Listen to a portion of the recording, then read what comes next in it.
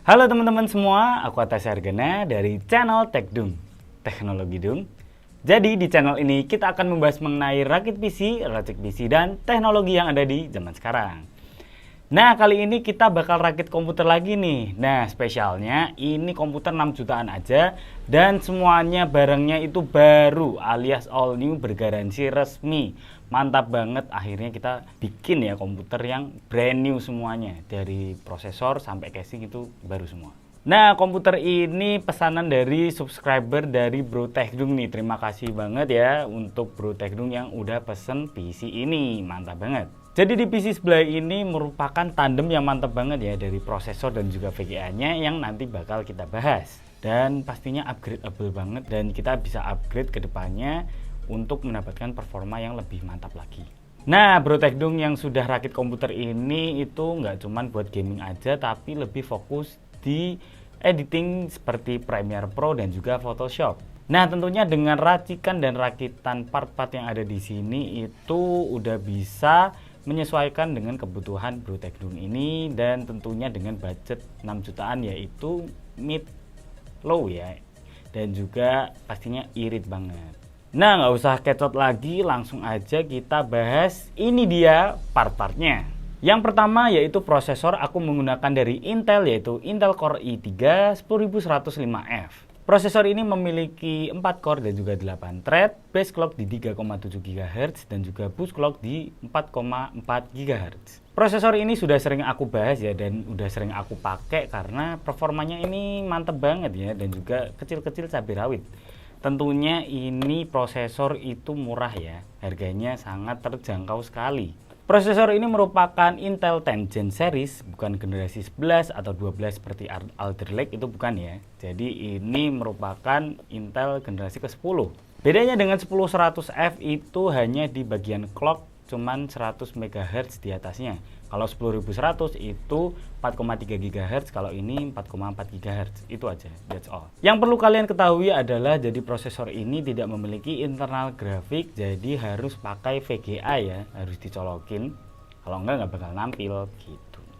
Oke, lanjut. Motherboard yang aku gunakan adalah dari Gigabyte H410M S2 V3. Jadi motherboard ini adalah chipsetnya aneh ya, namanya H410M tapi chipset H510 alias buat Intel generasi ke-11.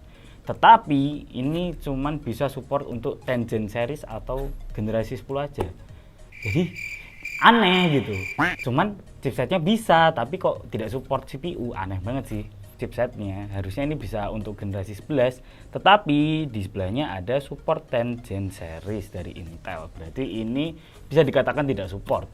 Tapi motherboard ini adalah motherboard kelas low end, dan juga tentunya ini memiliki berbagai kelebihan ya.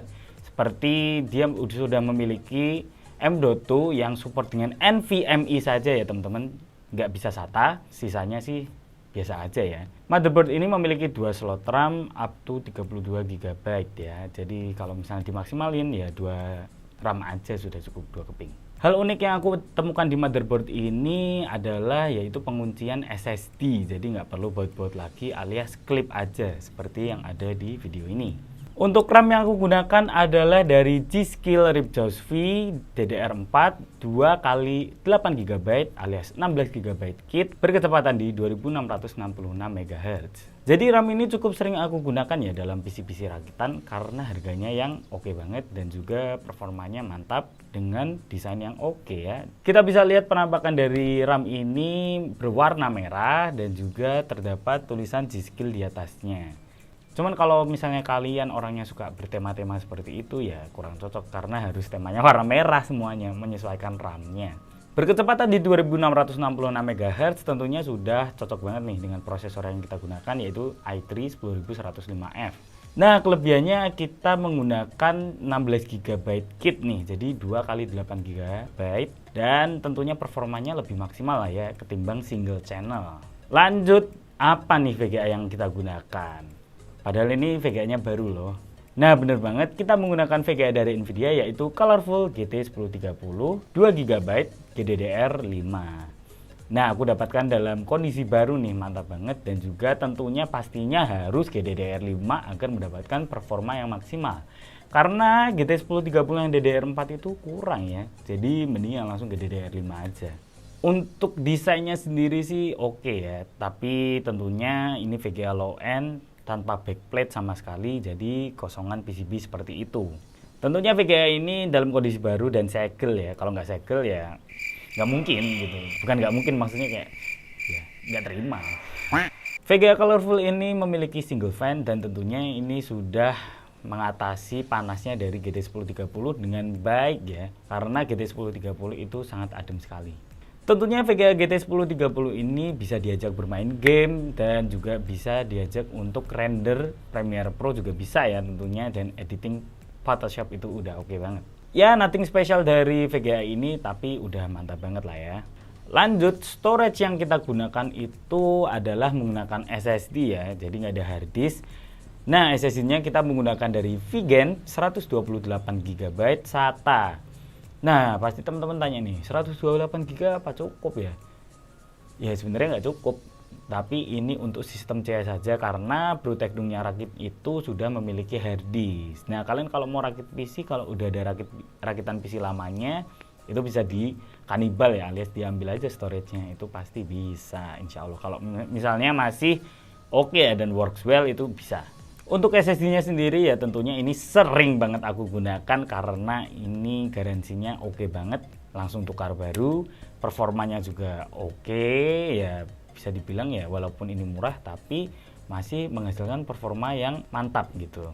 Nah, PSU yang aku gunakan yaitu dari Aerocoolux 550 watt 80 plus bronze RGB ya teman-teman. Jadi PSU ini udah dikenal ya di kalangan masyarakat dan oke lah ya, karena sudah memiliki rating 80 plus bronze. Sudah memiliki kapasitas 550 watt yang tentunya upgradeable nih untuk kalian mau upgrade VGA. Cuman ini walaupun sudah 550 watt, untuk konektor PCIe power VGA card ini cuman diberikan 8 pin saja. Cuman kelebihannya ini memiliki RGB ya di bagian samping, tapi kekurangan satu lagi, udah ada PSU cover dan nggak terbuka untuk PSU-nya. Ya jadi ya tidak terlihat. Hah, nggak apa-apa lah ya. Oke, lanjut. Untuk casing yang kita gunakan adalah dari GameX Aero Mini. Ini sudah sering aku gunakan untuk PC-PC rakitan sebelumnya. Pastinya aku bilang ini casing yang oke banget di kelasnya ya. Harganya murah, produknya solid sekali, dan juga sudah tempered glass. Dan kelebihan lainnya yaitu sudah dapat 3 free fan RGB di depan. Jadi udah nggak usah perlu beli fan lagi karena sudah ada fan-nya. Mantap. Tentunya kita bisa lihat di depan terdapat mesh yang langsung bisa memasukkan udara dari front panel ke belakang, ke dalam ruangan sini. Jadi adem. Dan tentunya material dari GameX Aero Mini ini nggak perlu diragukan lagi ya, karena lebih solid daripada merek-merek lainnya yang sekelasnya gitu. Ya oke lah ya untuk mendapatkan casing seperti ini dengan bentuk yang ganteng. Lanjut, untuk kipas exhaust di belakang hanya memerlukan satu aja, nggak perlu di depan lagi karena sudah ada dari GameX-nya. Jadi yang di belakang ini aku menggunakan PC Cooler FX123. Jadi ini juga sering aku gunakan untuk exhaust agar makin cakep lagi karena ini sudah memiliki RGB ya. Tentunya ini digunakan untuk mengantisipasi mengeluarkan panas yang ada di dalam ruangan casing sini. Nah, itu dia semua part-part PC yang sudah kita bahas. Nah, menurut kalian gimana nih? Langsung aja, ini dia list harganya.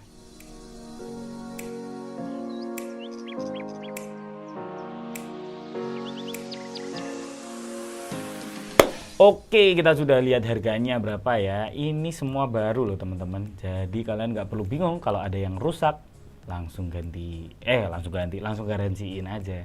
Jadi aman bosku. Nah, 6 jutaan semuanya baru. Performanya gimana ya? Oke, langsung aja. Ini dia benchmarknya.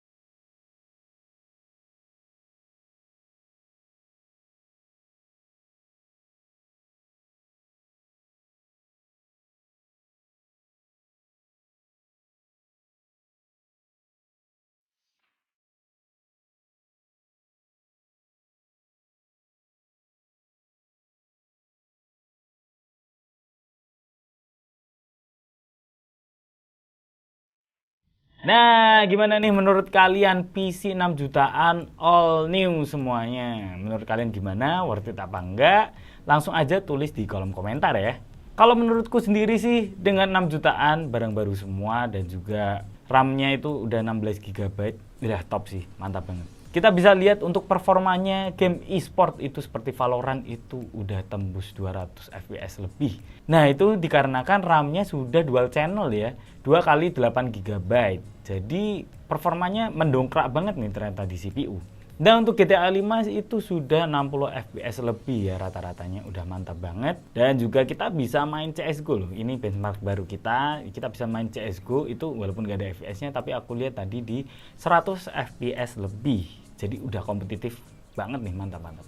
Untuk kalian yang suka main Genshin Impact, bisa banget. Tinggal main di Full HD, kalian bisa mendapatkan 60 fps itu. Mantap, kita sudah main dengan lancar jaya. Nah, selain itu dengan 6 jutaan budget yang sudah dikeluarkan, kita mendapatkan PC yang ganteng sekali, kita bisa lihat ya. Fan-nya RGB semua, casingnya keren, warna hitam, di dalamnya warna putih, jadi kayak mamma mia. Nah, tadi di awal aku katakan bahwa PC ini digunakan untuk render Premiere Pro dan juga editing-editing seperti itu. Langsung aja kita tes menggunakan format video 1080p berdurasi 16 menit. Kita bisa render kira-kira 10 menit. Dan kita bisa lihat bahwa VGA-nya berjalan dengan lancar. Jadi GT 1030 ini bisa diajak untuk editing? Bisa jawabannya. Karena VGA GT 1030 ini juga memiliki CUDA cores ya, seperti GTX yang lainnya. Dan tentunya juga membantu untuk proses rendering agar lebih cepat. Nah oke, bicara tentang kelebihan. Nah, kelebihan yang pertama ini merupakan barang baru semua. Jadi kalau misalnya ada RAM yang rusak, CPU yang rusak, motherboard atau SSD, ini langsung ganti, digaransikan gitu maksudku. Selain itu kita nggak perlu was-was lah ya, kalau misalnya barang second kan agak, aduh gimana nih kalau misalnya rusak kan agak susah gitu. Kalau ini nggak perlu bingung karena bergaransi resmi. Nah, untuk kelebihan yang kedua, kita menggunakan RAM dual channel 2 kali 8 GB. Jadi ada 2 keping 8 GB berkecepatan di 2666 MHz. Jadi dampaknya itu sangat signifikan sekali. Kita bisa lihat di game e-sport seperti Valorant itu bisa menembus 200 fps lebih. Jadi prosesor i3 10105F-nya itu makin mantap lagi ya, makin memacu karena RAM-nya dual channel nih. Dan kelebihannya selanjutnya yaitu PC-nya ganteng sih, pasti. Keren banget. Kalau dilihat tuh kayak seneng aja gitu. Mantap. Nah, kalau bicara tentang kekurangan, pasti ada kekurangan lah ya. Kita bisa lihat bahwa di 6 jutaan kali ini kita hanya mendapatkan SSD 128 GB.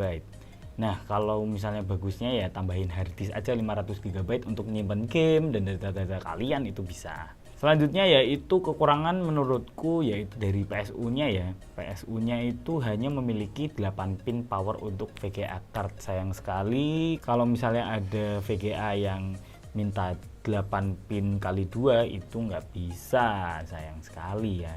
Berarti harus cari VGA yang 8 pin 1 aja gitu. Untuk kekurangan yang lainnya yaitu ya menurutku nih di PSU-nya yang RGB-nya nggak kelihatan karena casingnya ya itu sih. Aduh, udah RGB padahal. Nah, itu dia PC 6 jutaan all new, brand new, bergaransi. Nah, bagi kalian yang ingin rakit PC atau tanya-tanya mengenai teknologi, langsung aja DM aku di @atasa_ergana dan juga @techdung. Langsung aja di follow dan juga DM aku ya kalau mau rakit komputer. Nah, kita berjumpa di lain kesempatan dan besok-besok pastinya ada konten-konten terbaru yang lebih menarik lagi. Langsung aja jangan lupa like, comment, and subscribe ya teman-teman. Gaskeun. Nah, segitu aja. Sekian dan goodbye.